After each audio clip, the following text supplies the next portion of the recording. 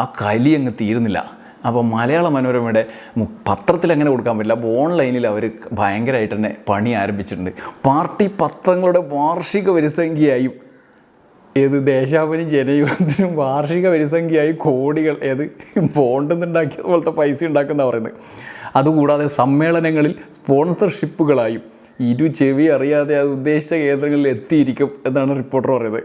അതല്ലാതെ പാർട്ടി അംഗങ്ങളുടെ ലെവി പിരിച്ചും രസീത് എഴുതി ചെറിയ തുക വീതം സംഭാവന സ്വീകരിച്ചുമാണോ പാർട്ടി ഓഫീസുകൾ സംവിധാനങ്ങൾ പ്രവർത്തിക്കുന്നത്?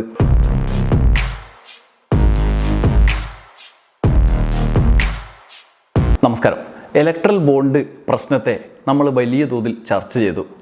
ഈ ചർച്ച ചെയ്യാനുള്ള അടിസ്ഥാന കാരണം ഇവിടുത്തെ മാധ്യമങ്ങളാണോ? അല്ല. പത്രങ്ങളായിക്കോട്ടെ, ചാനലുകളായിക്കോട്ടെ, ഇനി ഓൺലൈൻ മുഖ്യധാര പത്രങ്ങളുടെയും ചാനലുകളുടെയും ആധിപത്യത്തിലുള്ള ഓൺലൈൻ മാധ്യമങ്ങളായിക്കോട്ടെ, ഇലക്ട്രൽ ബോണ്ട് പ്രശ്നത്തിൻ്റെ യഥാർത്ഥ കാര്യം മറച്ചു വെച്ചുകൊണ്ടുള്ള റിപ്പോർട്ടിങ് നമ്മുടെ മുമ്പിലേക്ക് വന്നു. സുപ്രീം കോടതി ഓരോരോ ഉത്തരവിറക്കുമ്പം നമുക്ക് ലീഡ് വാർത്തയൊക്കെ കൊടുക്കേണ്ടി വന്ന ഗതികേടുണ്ടായിട്ടുണ്ട്. പക്ഷേ എന്താണ് യഥാർത്ഥ സംഗതി എന്ന ആളുകളിൽ എത്താതിരിക്കാൻ, അല്ലെങ്കിൽ BJPക്കെതിരെ എന്തെങ്കിലുമൊക്കെ പറഞ്ഞു പോകുമോ എന്നുള്ള ഒരു സങ്കടം ഈ പത്രങ്ങളുടെയും മാധ്യമങ്ങളുടെയും ടെലിവിഷൻ ചാനലുകളുടെയും വാർത്തകളിലും ചർച്ചകളിലും ഒക്കെ മുഴച്ചു നിന്നിരുന്നു. എന്നാൽ ഇപ്പോൾ എല്ലാം ഒന്ന് അടങ്ങി എന്നാണ് വിചാരിച്ചിരിക്കുന്നത്. പക്ഷേ ആളുകളുടെ ഉള്ളിൽ ഈ പ്രശ്നമുണ്ട്. കാട്ടുകൊള്ള നടത്തിയ ഈ ഇലക്ട്രൽ ബോണ്ട് എന്ന് പറയുന്ന തട്ടിപ്പ് പരിപാടിയുടെ, പ്രത്യേകിച്ചും ഭരണകൂടത്തിൻ്റെ നേതൃത്വം നൽകുന്ന പാർട്ടികൾ ED ഉൾപ്പെടെയുള്ള കേന്ദ്ര ഏജൻസികളെ വിട്ട് ആളുകളെ ഭീഷണിപ്പെടുത്തി ഇപ്പുറത്തെ കൂടി പൈസ പിരിച്ചു കൊണ്ടുപോയി അതിന് ബോണ്ട് എന്ന ഒരു ജനാധിപത്യ സംവിധാനത്തിൽ നിയമ അംഗീകാരം ഉണ്ടാക്കിയെടുത്തുകൊണ്ട് നടത്തിയ ഒരു പരിപാടി ആളുകളുടെ മുമ്പിൽ പരിഹാസ്യമായി തീരുന്നൊരവസ്ഥയുണ്ട്. അതിനെക്കുറിച്ച് ചർച്ച ചെയ്യാൻ പോലും ധൈര്യമില്ലാത്ത മാധ്യമങ്ങളെക്കുറിച്ച് വ്യാപകമായി വിമർശനങ്ങളും ഉയർന്നു. മുഖ്യധാരയിൽ നിൽക്കുന്ന മാധ്യമ ഉടമസ്ഥതയിലുള്ള മുതലാളിമാരുടെ സഹോദര സ്ഥാപനങ്ങളൊക്കെ ഇലക്ട്രൽ ബോണ്ട് കൊടുത്തു എന്നുള്ള ആരോപണം, MRF ഒക്കെ കൊടുത്തു എന്നുള്ള ആരോപണം ഇവിടുത്തെ പാർട്ടികളും ഉന്നയിക്കുന്നു. പാർട്ടികളെന്ന് പറഞ്ഞാൽ CPM-ഉം CPI-യും മാത്രം ഉന്നയിക്കുന്നു. എന്തുകൊണ്ടെന്ന് വെച്ചാൽ ഇലക്ട്രൽ ബോണ്ടുകൾക്കെതിരെ അത് സ്വീകരിക്കില്ല എന്ന് നയപരമായി പ്രഖ്യാപിക്കുകയും കോടതിയിൽ പോയി ഈ കാരണങ്ങൾ, ഇതിനകത്ത് എന്തൊക്കെ നടന്നു എന്നുള്ളതും ഈ പട്ടിക പ്രസിദ്ധീകരിക്കുന്നതിനുള്ള ഗതികെട്ട സാഹചര്യവും ഇലക്ട്രൽ ബോണ്ട് എന്ന് പറഞ്ഞ പരിപാടി അവസാനിപ്പിക്കുന്നതിനുള്ള അവസ്ഥയും ഉണ്ടാക്കിയ CPM-ഉം CPI-യും ഉൾപ്പെടെയുള്ള പാർട്ടികളുടെ നില പ്രത്യേകം ഈ കാലത്ത് പരാമർശിക്കുമെന്നൊക്കെ നമ്മൾ വിചാരിച്ചെങ്കിലും ചാനലുകളൊക്കെ അതിൽ നിന്ന് മാറി നടക്കുന്നത് നമ്മൾ കണ്ടു. ഇനി എന്തെങ്കിലും പറഞ്ഞു കഴിഞ്ഞാൽ മറ്റവർ മോശമായി പോവോ എന്നുള്ളൊരു സങ്കടം അവർക്കുണ്ടായിരുന്നു. പൊതു സമൂഹം തന്നെ ഈ കാര്യത്തിൽ ഇതിനെതിരായി നിലപാടെടുത്ത പാർട്ടികളോടും സംഘങ്ങളോടും സംഘടനകളോടും വ്യക്തികളോടുമൊക്കെ കടപ്പെട്ടിരിക്കുന്നു എന്നുള്ളതാണ് യഥാർത്ഥ വസ്തുത. അത്തരത്തിൽ സമൂഹം അങ്ങനെ കാണുകയും ചെയ്യുന്നു എന്ന് നമുക്ക് മനസ്സിലാക്കാൻ കഴിയും. എന്നാൽ എല്ലാം ഒന്ന് അടങ്ങിയപ്പോൾ എന്നാൽ പിന്നെ അവരെ ഒന്ന് റെഡിയാക്കി കളയാം എന്ന് ചില ആളുകൾ ചിന്തിച്ച് മുന്നോട്ട് വരുന്നുണ്ട്. അത്തരത്തിലുള്ളൊരു ചർച്ചയാണ് കഴിഞ്ഞ ആഴ്ച നമ്മുടെ മുമ്പിലേക്ക് വന്നത്. DMK-യോട് പൈസ വാങ്ങിച്ച CPM-ൻ്റെയും CPI-യുടെയും തോന്നിയ അവസ്ഥയെക്കുറിച്ച് നമ്മൾ മുഖ്യധാരയിലെ ഒന്നാം നിര ചാനലിൽ ചർച്ച കണ്ടിരുന്നല്ലോ.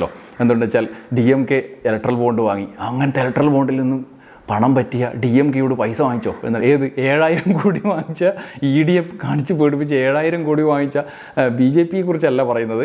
ഇലക്ട്രൽ ബോണ്ട് വാങ്ങിച്ച DMK-യോട് ഏതോ കാലത്ത് CPM CPI കുറച്ച് പൈസ വാങ്ങിച്ചത്. അതുകൊണ്ട് CPM CPI-യാണ് ഇവിടുത്തെ സകല ഇലക്ട്രൽ ബോണ്ടിൻ്റെയും ഇവിടുത്തെ കള്ളപ്പണത്തിൻ്റെയൊക്കെ ഉത്തരവാദികൾ എന്നാണ് പറയുന്നത്. ഇതിപ്പോൾ പറയാൻ കാരണം എന്ന് വെച്ചാൽ ഇപ്പം എല്ലാം ഒന്ന് അടങ്ങി എന്നാണ് വിചാരിച്ചിരിക്കുന്നത്. ആ ഘട്ടത്തിൽ ആ കലി അങ്ങ് തീരുന്നില്ല.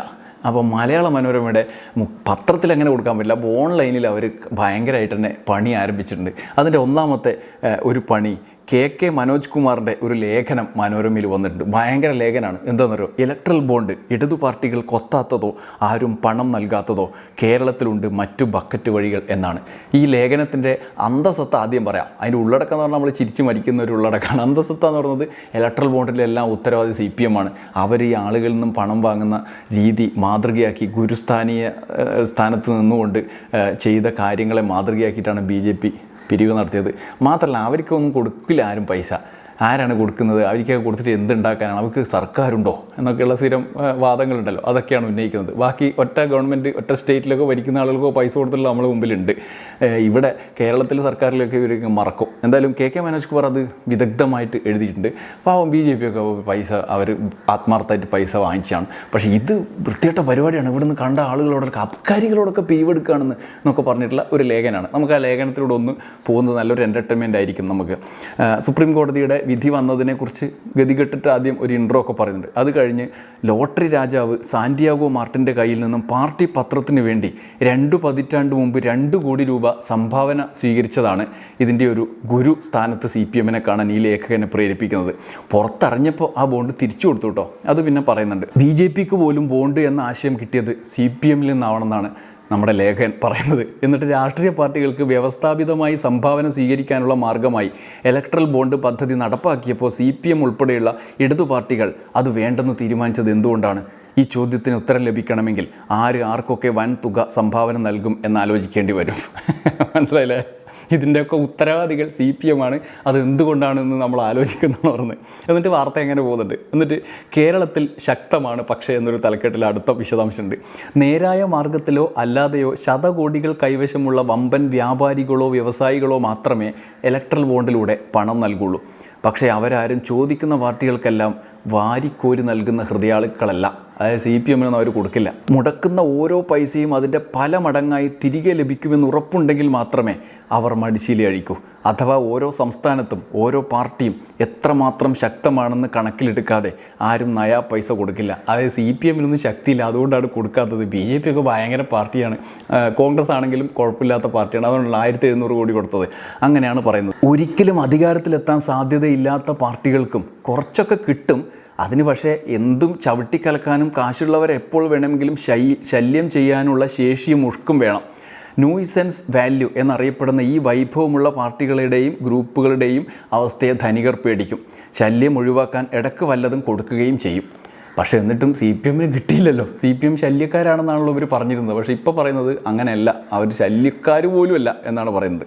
ഒരു കാലത്ത് കേരളവും ബംഗാളും ത്രിപുരയും ഭരിച്ചിരുന്ന ഇടതു പാർട്ടികൾ ട്രേഡ് യൂണിയൻ രംഗത്തെങ്കിലും ആന്ധ്രയിലും പഞ്ചാബിലും ബീഹാറിലും കുറച്ചൊക്കെ മഹാരാഷ്ട്രയിലും സജീവമായിരുന്നു. എന്നാൽ കഴിഞ്ഞ 30 വർഷത്തിനിടയിൽ അവരുടെ വളർച്ച താഴേക്കായിരുന്നു. അതുകൊണ്ടാണ് ഇലക്ട്രൽ ബോണ്ട് കൊടുക്കാത്തത്. ഉരുക്കു കോട്ടയായി കരുതപ്പെട്ടിരുന്ന ബംഗാളിലും ത്രിപുരയിലും അധികാരം നഷ്ടപ്പെട്ട് നിയമസഭയിലും പാർലമെൻറ്റിലും വട്ടപൂജ്യമായി. വൻ നഗരങ്ങളിലെ യൂണിയനുകളും ദുർബലമായി. അതുകൊണ്ടാണ് കൊടുക്കാത്തത്. BJPക്ക് അതുകൊണ്ടാണ് പാവപ്പെട്ടവർക്ക് കൊടുക്കുന്നത്. ഇതേ സമയം കേരളത്തിൽ മാത്രം ശക്തമായ പാർട്ടിയും അധികാരവും നിലനിൽക്കുന്നു. നിയമസഭയിലും പ്രാദേശിക ഭരണ സംവിധാനങ്ങളിലും മാത്രമല്ല, സഹകരണ മേഖലയിലും ട്രേഡ് യൂണിയൻ രംഗത്തും ഉണ്ട്. എത്ര വേണമെങ്കിലും പണം സമാഹരിക്കാനും കഴിയും. പക്ഷേ കേരളത്തിന് പുറത്തുള്ള ഒരു കോർപ്പറേറ്റ് സ്ഥാപനവും സംഭാവന നൽകേണ്ട പാർട്ടികളുടെ പട്ടികയിൽ ഇടതുപക്ഷ പാർട്ടികളെ ഉൾപ്പെടുത്തില്ല എന്നാണ് പറയുന്നത്. അതായത് കോർപ്പറേറ്റുകൾക്കൊന്നും ഈ വേണ്ടാത്ത ഒന്നിനും കൊള്ളാത്ത ടീമാണെന്നാണ് പറയുന്നത്. കേരളത്തിൽ സംഭാവന നൽകാൻ ശേഷിയുള്ളവരില്ലേ? തീർച്ചയായും. പക്ഷേ ഇടതു പാർട്ടികൾക്ക് ഇവിടെ അത് കിട്ടാൻ ബോണ്ടിൻ്റെ ലേബൽ ആവശ്യമില്ല. ഈ നാട്ടിൽ വിഭവശേഷിയുള്ള ഏത് വിഭാഗം ആളുകളിൽ നിന്നും സംഭാവന സ്വീകരിക്കാൻ ഈ പാർട്ടികൾക്ക് സംവിധാനമുണ്ട്. അത് ബക്കറ്റ് പിരിവ് മുതൽ ഉൽപ്പന്നങ്ങൾ വരെയാണ്. അതായത് ബക്കറ്റ് പിരിയും ഉൽപ്പന്നങ്ങളൊക്കെ വെച്ച് ഇവിടുന്ന് ഭയങ്കരമായി CPM പിരിക്കും. അതുകൊണ്ട് അവർക്ക് വേറെ സ്ഥലത്തൊന്നും കിട്ടില്ല. അതുകൊണ്ടാണ് ഇവരിങ്ങനെ ബക്കറ്റ് പിരിവ് നടത്തുന്നത്. അതുകൊണ്ട് അതുവഴി ഇഷ്ടം പോലെ പൈസ ഉണ്ടാക്കും. ഇനി വിചിത്രമായി ബക്കറ്റ് പിരിവിൽ നിന്നാണ് 7000 കോടിയൊക്കെ ഉണ്ടാക്കിയ BJPയോട് താരതമ്യം ചെയ്യുന്നത്. പാർട്ടി പത്രങ്ങളുടെ വാർഷിക വരിസംഖ്യയായും ദേശാഭിമാനി ജനയുഗത്തിനും വാർഷിക വരിസംഖ്യയായി കോടികൾ ബോണ്ടിൽ നിന്നുണ്ടാക്കിയത് പോലത്തെ പൈസ ഉണ്ടാക്കുന്ന പറയുന്നത്. അതുകൂടാതെ സമ്മേളനങ്ങളിൽ സ്പോൺസർഷിപ്പുകളായും ചെവി അറിയാതെ അത് ഉദ്ദേശിച്ച കേന്ദ്രങ്ങളിൽ എത്തിയിരിക്കും എന്നാണ് റിപ്പോർട്ടർ പറയുന്നത്. അതല്ലാതെ പാർട്ടി അംഗങ്ങളുടെ ലെവി പിരിച്ചും രസീത് എഴുതി ചെറിയ തുക വീതം സംഭാവന സ്വീകരിച്ചുമാണോ പാർട്ടി ഓഫീസുകൾ സംവിധാനങ്ങൾ പ്രവർത്തിക്കുന്നത്? അല്ല, അത്ര വെറുതെ ലിവി കൊണ്ടൊന്നല്ല പ്രവർത്തിക്കുന്നത്. പാർട്ടി പത്രം ഒരു പത്രത്തിന് എത്ര റുപ്യ അങ്ങനെ ഇല്ല, അതിന് വരിക്കാരെ ചേർത്തിട്ടാണ് പൈസ ഉണ്ടാക്കുന്നത്. വാർഷിക വരിസംഖ്യ ചേർത്തിട്ടാണ് പൈസ ഉണ്ടാക്കുന്നത്. പിന്നെ വിവിധ തരം സ്പോൺസർഷിപ്പുകളായും ചെവി അറിയാതെ ഒരു കേന്ദ്രത്തിലെത്തി. അതിനെന്തിനാ ചെവി അറിയാതെ എത്തിക്കുന്നത്? വാർഷിക വരിസംഖ്യ, മനോരമയുടെ വാർഷിക വരിസംഖ്യ ചെവി അറിയാണ്ടാണോ എത്തിക്കുക? മാത്രമല്ല ഇത്രയും കോടികൾ കിട്ടുമെങ്കിൽ പിന്നെ മനോരമയ്ക്കല്ല എത്ര കോടികൾ കിട്ടുന്നുണ്ടാവും? ദേശാഭിമാനിയുടെ കോപ്പി എത്ര? എന്തൊക്കെയായാലും 3ാം സ്ഥാനത്തുള്ള പത്രമാണ് ദേശാഭിമാനി. മനോരമ 1ാമത്, മാതൃഭൂമി 2ാമത്. അപ്പോൾ ഈ 1ാമതുള്ള പത്രത്തിന് 19 ലക്ഷം കോപ്പികളാണ് മാതൃഭൂമിക്കുള്ളത്. ദേശാഭിമാനിക്ക് എന്തായാലും അത്ര ഒന്നും ഉണ്ടാവില്ലല്ലോ, ഒരു 5 താഴേക്കല്ലേ ഉണ്ടാവും.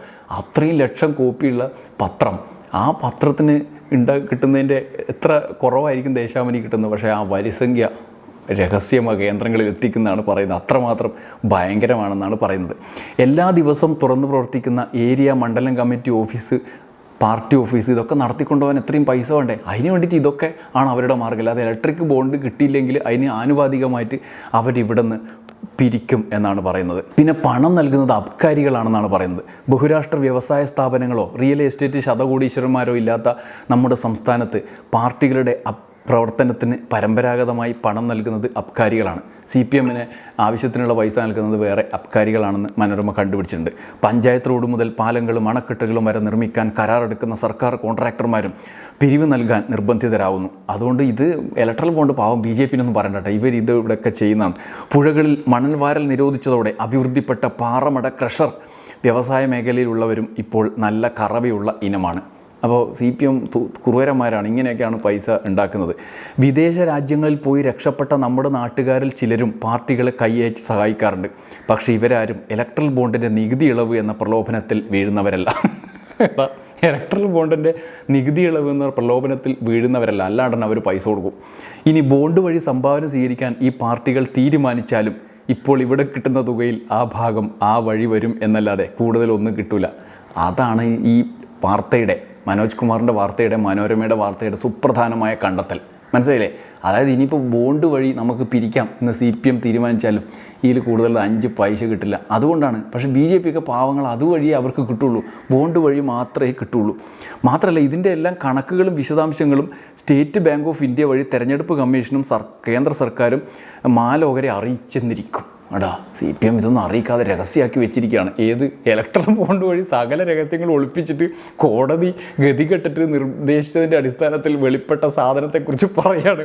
ഇലക്ട്രൽ ബോണ്ടാണെങ്കിൽ നാട്ടുകാരൊക്കെ അറിയിക്കേണ്ടി വരും. എപ്പോഴറിയിക്കാനാണ് മനോരമ പറയുന്ന വാർത്ത പ്രകാരം? ഇത് CPM കോടതി പോയിട്ട് അറിയിക്കാനുള്ള സാഹചര്യം ഉണ്ടാക്കിയതുകൊണ്ടല്ലേ. പക്ഷേ ഇവർ പറഞ്ഞത് അങ്ങനെയല്ല, അങ്ങനെ സ്വീകരിച്ചാൽ CPM സ്വീകരിച്ചാൽ അത് നാട്ടുകാർ അറിയിക്കേണ്ടി വരും എന്നാണ് പറയുന്നത്. കൊടുത്തവർക്കും കിട്ടിയവർക്കും ഇത് അറിയിക്കുന്നതിൽ താല്പര്യം ഉണ്ടാവില്ലല്ലോ. അതുകൊണ്ട് ഇടതു ബുദ്ധിമാന്മാർ ചിന്തിച്ച് കാണണം, ഈച്ചയിറച്ചി തിന്ന് ഭ്രഷ്ടാകണോ എന്ന്. അതായത് ഈ ഇലക്ട്രൽ ബോണ്ട് വാങ്ങിച്ചു കഴിഞ്ഞാൽ ഭാവിയിൽ സുപ്രീം കോടതിയിൽ ആരെങ്കിലും കേസിന് പോകും. CPM വാങ്ങിച്ചു കഴിഞ്ഞാൽ ഇനി CPMൽ തന്നെ ഏതെങ്കിലും VS പക്ഷാറ്റം കേസിന് പോകും എന്നൊക്കെ വേണമെങ്കിൽ മനോരമക്ക് പറയാമല്ലോ. അങ്ങനെ പോയി കഴിഞ്ഞാൽ ഇത് പരസ്യമായി പ്രസിദ്ധീകരിക്കേണ്ടി വരും. അപ്പം CPMന് കിട്ടിയ സംഭാവന ആരൊക്കെ നൽകി എന്നുള്ളത് ആളുകൾ അറിയും. ഏതോ കാലത്ത് നടക്കാനിടയില്ലാതിരുന്നൊരു കാര്യം നടത്തിച്ചതിന് ശേഷം പറയണം ഇതുപോലെ നടന്നാൽ ഭാവിയിൽ CPM സ്വീകരിച്ചാലും കുടുങ്ങിപ്പോയേനെ എന്ന്. ഒരു വിചിത്രമായ പ്രതിസന്ധിയിലകപ്പെട്ട മാധ്യമങ്ങളുടെ ഗതികേടാണ് മനോരമയിലെ ഈ വാർത്തയ്ക്ക് പിന്നിൽ. അതായത് ബോണ്ട് വാർത്ത മുക്കി ഈ ബോണ്ടിൻ്റെ പേരിൽ BJPക്ക് ഉണ്ടായിട്ടുള്ള ക്ഷീണം തീർക്കാൻ വേണ്ടി ആ ബോണ്ടിനെതിരെ പരാതി കൊടുത്ത് ഈ വിധി കൊണ്ടുവന്ന ആളുകളുടെ വ്യക്തികളെ പെട്ടെന്ന് കൈകാര്യം ചെയ്തിട്ട് കാര്യമൊന്നുമില്ലോ. അപ്പം അതിനകത്ത് പങ്കാളിത്തം വഹിച്ചൊരു പാർട്ടിയെ കൈകാര്യം ചെയ്യാൻ ഇറങ്ങി തിരിച്ചിരിക്കുകയാണ്. അതിന് വേണ്ടിയിട്ട് ആ ബോണ്ടൊക്കെ ലളിതമായ സംഗതിയാണ്, അതിനെ വെറുതെ നമ്മളിങ്ങനെ പറഞ്ഞിട്ട് കാര്യമില്ല. ഇത് പാറമട കോൺട്രാക്ടറോട് സംഭാവന പിരിക്കുന്നത് പോലുള്ളൊരു പരിപാടി മാത്രമാണ് എന്ന് പറയുന്ന ലളിതവൽക്കരണ രീതി. അങ്ങനെ MRF ആയാലും ഇനി പത്രസ്ഥാപനങ്ങളിലെ സഹോദര കമ്പനിയായാലും പത്ര ഉടമകളായ സ്വീകരിച്ച പാർട്ടികളിലെ നേതാക്കന്മാരായാലും ഇവരൊക്കെ ഇതിൽ കുറ്റവാളികളായി ഇങ്ങനെ നഗ്നരായി തൂണി കൊടുക്കാണ്ട് നിൽക്കുന്നത് കാണുമ്പോൾ മനോരമക്ക് ഭയങ്കര സങ്കടം. ആ സങ്കടം തീർക്കാനുള്ള ഒരു വഴി ഇതാണ്, ഇടയ്ക്കിടയ്ക്ക് ഇതുപോലത്തെ വാർത്തകളുണ്ടാക്കി കയറ്റി വിടുക എന്നുള്ള വഴിയാണ്. ഇത്ര ഗതികേടിൽ ഈ ലോകത്ത് ആരും പെട്ടിട്ടുണ്ടാവില്ല. എന്തിനാണ് സ്വയം അതിലേക്കെടുത്ത് ചാടിയത് എന്നാണ് നമുക്ക് മനസ്സിലാവാത്തത്. നന്ദി, നമസ്കാരം.